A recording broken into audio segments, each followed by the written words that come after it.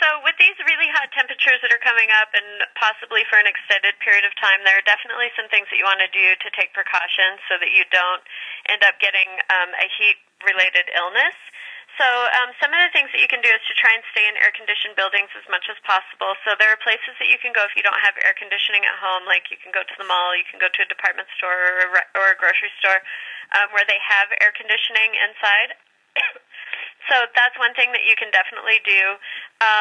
You want to drink more water than you're used to drinking, and you don't want to wait until you're thirsty to drink. You should just sort of try and make it a habit to just drink a little bit of water throughout the day, because with these high temperatures, then you definitely run the risk of becoming dehydrated much faster than usual.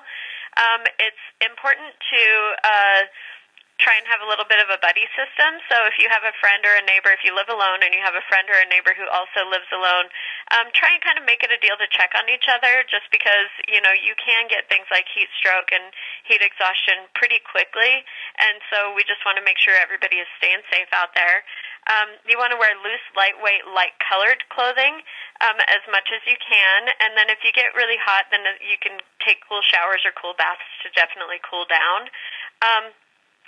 Some of the things that we want to avoid are the heat-related illnesses. So there's two different kinds of heat-related illnesses. There's heat exhaustion and heat stroke. And heat exhaustion is just a little bit more mild form of heat stroke. So some of the symptoms of heat exhaustion are heavy sweating, weakness, cold, pale, clammy skin, fast, weak pulse, and nausea and vomiting, and it can also cause you to lose consciousness. So if that happens to you or someone that you love or someone that you're around, then it's important to move to a cooler location. You want to lie down and loosen your clothes and try and cool off as much as you can.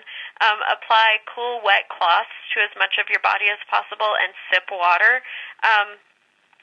Drinking a lot of water at once when you're in this condition, could potentially cause you to just vomit more, and so it's important to just sip the water instead of trying to drink a lot at once.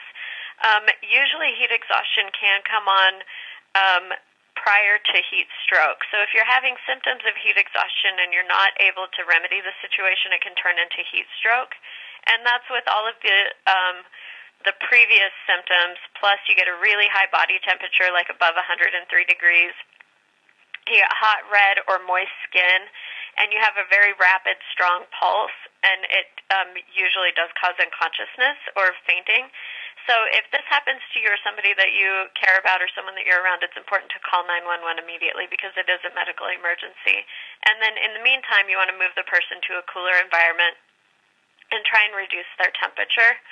But the big thing is that we just want to try and prevent those things from happening. So, like I said, drinking lots of water, trying to stay air conditioned, try not to be out in the sun, you know, in the middle of the heat, in the middle of the day, as much as possible, and just try and prevent that heat exhaustion and heat stroke from happening.